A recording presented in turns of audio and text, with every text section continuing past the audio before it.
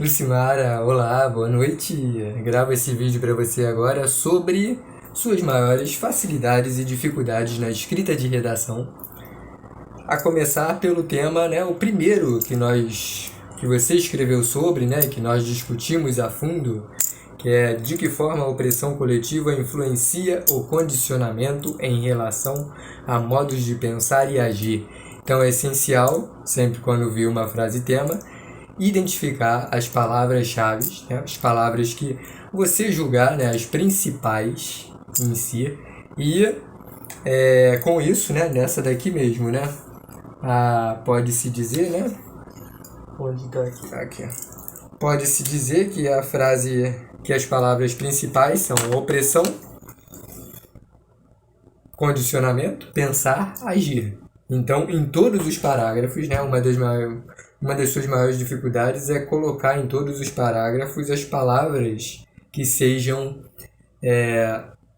uma ou mais palavras que se relacionem mais diretamente a alguma palavra da frase tema, Então, é muito importante que você se atenha ao que está escrito na frase tema e, se for expandir a ideia, que você tenha a precaução sempre de ver, se no parágrafo realmente há menção à frase tema diretamente, sem ignorar nenhum dos lados, nenhuma parte da frase tema.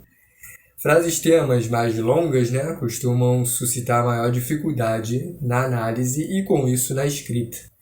Então, a introdução e a conclusão são os seus parágrafos, os que você demonstra ter maior facilidade ou pelo menos você costuma ser melhor. Então, na introdução e na conclusão, em cada um deles deve haver pelo menos duas frases, E na introdução, uma, duas ou três frases com a contextualização do tema, priorizando com isso os fatos, e na última frase, a tese, que é o seu posicionamento, que pode ser implícita ou explícita, Sua opinião pode ser implícita ou explícita. Então, é de escolher quanto a isso. A maioria prefere colocar explícita para dialogar mais diretamente com o que é apresentado em cada um dos parágrafos de argumentação. Então, sempre quando você falar sobre opressão, racismo, qualquer forma de discriminação ou preconceito social, é importante que você pense a fundo sobre o que leva a isso, O que estimula esse tipo de comportamento. Essa pergunta é considerada difícil para várias pessoas, principalmente pela dificuldade que várias têm de escrever no papel a própria opinião e também relacioná-la a interdisciplinaridades, a referências que se utilizem na redação. E desembocamos na sua outro ponto em que você é excelente na escrita, que é justamente a sua seleção, organização e abordagem das interdisciplinaridades que você utiliza, das referências, como a séries, a livros. Lembrando que sempre quando você apresentar livro, título de poema, de crônica, de conto, de música, é importante, é obrigatório que você apresente o título entre aspas e também, quando for um livro, ou poema, ou crônica, ou conto, o nome do autor. Se for música, quem compôs a música ou quem canta a música. Se a música for cantada por mais de um grupo, ou cantora ou cantor, então você pode selecionar um deles para especificar no texto. Qualquer um que cante a música. Então você pode colocar a música tal, cantada por, entre vírgulas, cantada por. Então, questões como essas, por exemplo, a opressão, o quanto ela é naturalizada socialmente, a quem convém que comportamentos, situações negativas, como a discriminação, a repressão, o preconceito, a quem convém e como convém que eles se perpetuem socialmente, né? E, por exemplo, a opressão, ela é um tipo de condicionamento social para perpetuar determinados grupos de pessoas no poder, ao mesmo tempo que alimenta a elitização social, né? A forma de prepotência quanto a estabelecer quem merece continuar a ocupar determinados cargos na sociedade e quem merece e quem não merece e mais ainda merece ser excluído socialmente. Então, outros pontos, né, para você aprofundar na argumentação são o costume de objetificar, anular identidades, né? Pessoas consideradas descartáveis socialmente, né? Como isso é naturalizado para favorecer, por exemplo, privilégios da branquitude que você escreveu nessa redação, né? E culturas, a própria questão de culturas serem consideradas úteis ou inúteis, obras artísticas serem consideradas fúteis, tipos de palavras inúteis, fúteis, úteis, que são perigosas de se usar em redação e principalmente inúteis e fúteis, porque dão um sentido de descredibilidade quanto a determinadas realidades sociais, determinados costumes, determinadas culturas, né? Então, como você escreveu, que sua cultura não é a certa. Quer dizer, certo em que sentido? Aceitável pela elite, né? Aceita pela elite, ou pelo inverso, né? Uma cultura considerada errada ou inútil é a cultura que é vista como inferiorizada. Superior e inferior são duas palavras e suas variações, como superioridade e inferioridade, que têm a necessidade de se estabelecerem detalhamentos. Então, superioridade em que sentido? No sentido de ter maiores habilidades, maiores capacidades quanto a pontinho em relação ao tema em si, né? O quanto atitudes negativas assim enfraquecem o cotidiano, enfraquecem o meio coletivo em si. E, né, então, todos os temas de redação podem ser objetivos ou subjetivos, concretos ou abstratos, independe disso. Todos eles fazem a relação entre o comportamento do indivíduo, a reação na coletividade e vice-versa, e situações consideradas problemas sociais, já que a maioria das pessoas prefere priorizar a abordagem de pontos negativos do comportamento humano e da sociedade em si. Então, importantíssimas essas questões, como a própria questão do enraizamento de determinadas atitudes como essas, né? Enraizamento. Mas o que leva a esse enraizamento? O que estimula pessoas a continuarem a agir assim? Não é suficiente dizer em redação que há enraizamento. É essencial que se mostre como esse enraizamento ele se estabelece ou explicar por que ele continua a aparecer socialmente. E então, né, o outro tema, né, o tema 2, foi a memória como ordenação do legado individual para preservar o elo entre passado, presente e futuro. Poderia se destacar as palavras memória, ordenação, legado, passado, presente e futuro. A ligação entre elas, entre esses termos. Nessa redação você falou sobre o filme Casa Grande e Senzala, que se encaixou muito bem, esse é outro ponto forte seu, relacionar bem as ideias dos parágrafos. Um ponto para você aprimorar, um deles é você ser mais pontual na abordagem do tema sem se distanciar da abordagem do tema em uma ou mais partes da redação. Então, padrões enraizados, né?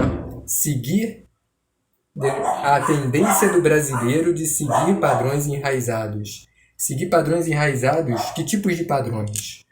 Por exemplo, padrões que anulam determinadas características sociais, referente a recordações, memória, pode se relacionar à ancestralidade, à importância do legado da ancestralidade para o entendimento do tempo presente e, com isso, para aprimorar o tempo futuro, né? E a questão do enraizamento, né? Como que se estabelece esse enraizamento, ou então como que padrões são enraizados?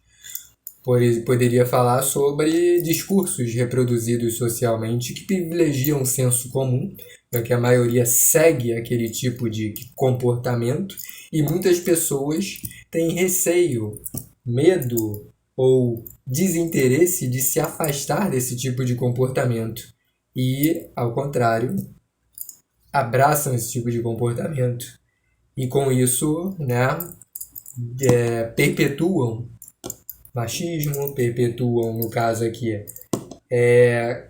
perpetuam um legado frágil, no sentido de haver o esquecimento por grande parte da sociedade quanto a acontecimentos do passado e o quanto isso influencia negativamente o presente e, com isso, o futuro, né? Então, poder mostrar pontos como esse. A questão da liberdade, né? Aqui relacionar melhor o ser livre ou falta de acesso à saúde e escassez de soluções definitivas, relacionar melhor isso à questão da memória. Por exemplo, quanto mais uma pessoa sabe sobre o passado, mais ela pode explorar situações em que ela se sinta livre, ainda que ela saiba que a liberdade, ainda que ela tenha em mente que a liberdade e a felicidade são transitórios, são efêmeros, ou seja, passageiros, mas de estabelecer parâmetros de ordenação social em que a vida da pessoa seja organizada a ponto de ela filtrar informações que ela receba, estabelecendo na memória a questão da importância de gerações passadas para o entendimento do tempo presente. Então, a própria falta de acesso à saúde pode-se pesquisar quando que isso começou de forma mais aprofundada. Por exemplo, na época da República já havia fome, já havia corrupção. A diferença, né, é que hoje em dia, né, a diferença maior é que hoje em dia essa corrupção ela é mais direcionada a indivíduos, quando antes era mais direcionada ao sistema em geral do que hoje. Então, né, o quanto a memória ela estabelece a individualidade, né? O quanto ela estabelece ou consolida a personalidade de cada um socialmente, o quanto saber, ser instruído, privilegia a questão da memória quanto a ordenação do que se conhece, do que se sabe, para se usar em prol do próximo, né? Um bem-estar do próximo e de si, por exemplo, quanto à saúde mental, né? E com isso, estarmos aptos a buscar, selecionar soluções que sirvam para estabelecer melhorias sociais. E isso desembocamos na gestão de risco, que das gerações que eu corrigi suas, Lucimara, foi a que você se deu melhor na argumentação, já que o seu primeiro argumento pode ser usado como espelho, como inspiração até para os outros temas que você tenha escrito e que você escreva, né?